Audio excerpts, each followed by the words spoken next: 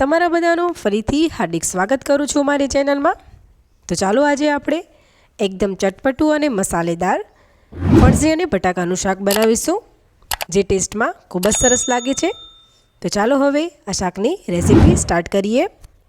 તો તેની માટે અહીંયા મેં 250 ગ્રામ ફણસી લીધી છે। તેમાંથી એક ફણસી લઈ લઈશું અને તેનો ડીટાનો ભાગ અને ટોચનો ભાગ આપણે કાઢી લઈશું। ત્યાર પછી તેનું કટિંગ જોઈએ।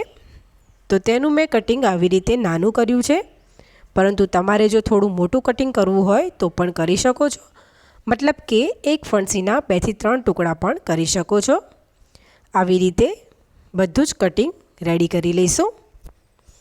તો અહીંયા મેં ફણસીનું બધું કટિંગ રેડી કરી લીધું છે। ત્યાર પછી અહીંયા મેં એક મીડિયમ સાઇઝનું બટાકું લીધું છે, તેની મેં છાલ ઉતારી લીધી છે અને હવે તેનું પણ કટિંગ જોઈ લઈએ। તો તેને વચ્ચેથી કટ કરી 2 ભાગમાં ડિવાઈડ કરી લઈશું અને આવી રીતે નાના નાના ટુકડામાં કટ કરી લઈશું। મતલબ કે જેવા ફણસીના કર્યા છે તેવા જ કટ કરી લઈશું અને હવે બધું જ કટિંગ રેડી કરી લઈશું। તો અહીંયા મેં ફણસી અને બટાકાને કટ કરી અને રેડી કરી લીધું છે। ત્યાર પછી અહીંયા મેં ગેસ ઉપર એક પેન રાખી દીધું છે। તેની અંદર મેં 2 મોટી ચમચી જેટલું તેલ લીધું છે। આપણે આ શાક કોરું જ બનાવી રહ્યા છે, જેથી કરીને તેલ થોડુંક આગળ પડતું લઈશું। તેલ ગરમ થાય એટલે અડધી ચમચી રાઈ એડ કરવાની છે અને અડધી ચમચી જીરું એડ કરી દઈશું। ત્યાર પછી અડધું લાલ સૂકું મરચું એડ કરીશું અને થોડાક લીમડાના પાન એડ કરીશું। ત્યાર પછી અહીંયા મેં અડધી ચમચી જેટલી વરિયાળી એડ કરી છે, જેનો ટેસ્ટ આ શાકમાં ખૂબ જ સરસ આવે છે, તો ખાસ એડ કરજો। અને 1 ચમચી તલ એડ કરી દઈશું। બરાબર મિક્સ કરી લઈશું, જેથી કરીને બધું બરાબર તેલમાં સંતળાઈ જાય। ત્યાર પછી આપણે જે કટિંગ રેડી કર્યું હતું તે બધું જ એડ કરી દેવાનું છે અને હવે બરાબર મિક્સ કરી લેવાનું છે। તો અહીંયા મેં મિક્સ કરી લીધું છે। ત્યાર પછી આપણે મસાલો કરીએ। તો તેની માટે અહીંયા મેં અડધી ચમચી જેટલી હળદર એડ કરી છે અને સ્વાદ પ્રમાણે મીઠું એડ કરીશું, અડધી ચમચી જેટલું, અને બરાબર મિક્સ કરી લેવાનું છે। અત્યારે આપણે લાલ મરચું એડ નથી કરવાનું। આ શાક તમે કુકરમાં પણ બનાવી શકો છો, પરંતુ કુકરમાં બનાવવાથી એટલો સરસ ટેસ્ટ નહીં આવે। તમે જો આવી રીતે પેનમાં કરશો તો ખૂબ જ સરસ લાગે છે। તો અહીંયા મેં બરાબર મિક્સ કરી લીધું છે। હવે આપણે આ શાકને કૂક થવા દેવાનું છે। તો તેની માટે કવર કરી લઈશું અને તેને કૂક થવા દઈશું। ગેસની ફ્લેમ આપણે લો રાખશું અને લગભગ 3 થી 4 મિનિટ જેવું થાય એટલે આપણે ખોલીને ચેક કરશું। બરાબર મિક્સ કરી લઈશું।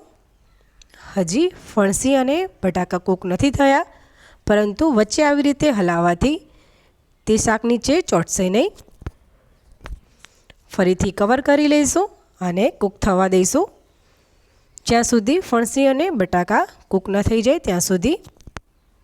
તો અહીંયા લગભગ 10 થી 15 મિનિટ જેવું થઈ ગયું છે।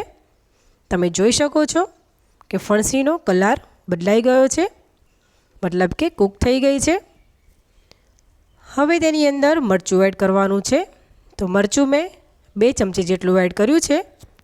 તમે તમારા ટેસ્ટ મુજબ ઓછું વધારે કરી શકો છો। 1 ચમચી ધાણા જીરું એડ કરી દઈશું અને અહીંયા મેં 2 ચમચી શેકેલા સિંગદાણાનો ભૂકો લીધો છે। આ બિલકુલ ઓપ્શનલ છે, પરંતુ આ રીતે શેકેલા સિંગદાણાનો ભૂકો એડ કરવાથી શાકનો ટેસ્ટ બમણો થઈ જાય છે। બરાબર મિક્સ કરી લેવાનું છે। તો તમે આવી રીતે આ શાક ન બનાવ્યું હોય તો એકવાર ચોક્કસ બનાવીને ટ્રાય કરજો, ખૂબ જ ટેસ્ટી લાગે છે।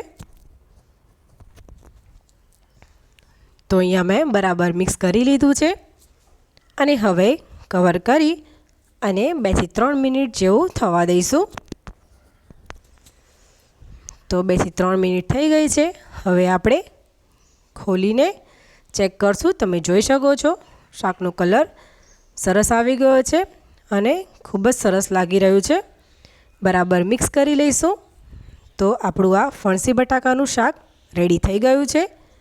છેલ્લે ઉપરથી કોથમીર એડ કરી દઈશું અને હવે ગેસની ફ્લેમ બંધ કરી લઈશું અને તેને એક પ્લેટમાં સર્વ કરી લઈશું. તો અહીંયા મેં તેને એક પ્લેટમાં સર્વ કરી દીધું છે. તો ફ્રેન્ડ્સ, તમે પણ આ રીતે આ ફણસી બટાકાનું શાક કોરું બનાવજો, ખૂબ જ સરસ લાગે છે. તો ફ્રેન્ડ્સ, તમને જો મારી રેસીપી ગમી હોય તો લાઈક કરજો, ફ્રેન્ડ્સ અને ફેમિલીમાં શેર કરજો અને સબસ્ક્રાઈબ કરી બેલ આઇકોન પ્રેસ કરજો જેથી કરીને વિડીયોની નોટિફિકેશન મળે. આવજો.